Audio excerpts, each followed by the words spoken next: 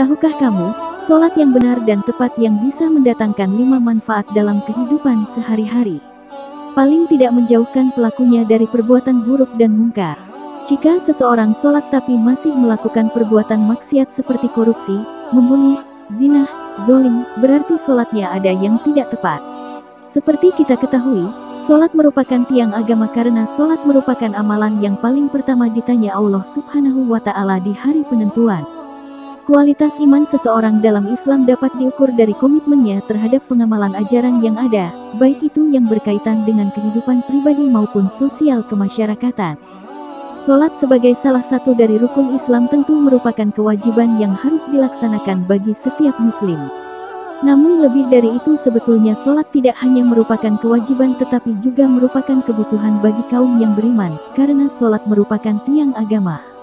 Begitu pentingnya kedudukan sholat dalam syariat Islam, sehingga sholat menjadi kewajiban yang pertama kali harus dilaksanakan setelah seorang muslim mengakui kebenaran atas keberadaan Tuhan, yakni Allah Subhanahu wa Ta'ala. Dan sholat juga akan memberikan manfaat yang sangat besar bagi orang yang mampu menyelami maknanya, sekurang-kurangnya ia akan merasa sangat dekat dengan Tuhannya.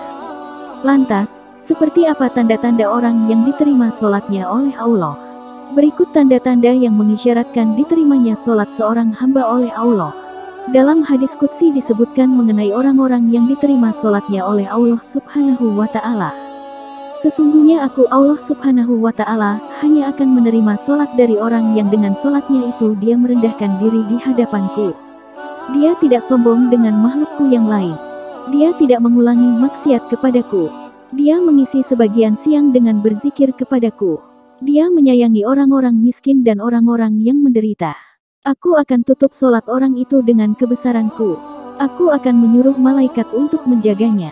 Dan kalau dia berdoa kepadaku, aku akan memperkenankannya. Perumpamaan dia dengan makhlukku yang lain adalah seperti perumpamaan Firdaus di surga. Secara umum dapat dijelaskan, Nabi Shallallahu Alaihi Wasallam mengatakan, jika salatmu baik maka baik pula seluruh amalan lainnya, begitu pula sebaliknya. Siapakah hamba yang salatnya diterima? Allah menjelaskan tentang siapa sajakah di antara hamba-hambanya yang salatnya akan diterima, di antaranya adalah 1.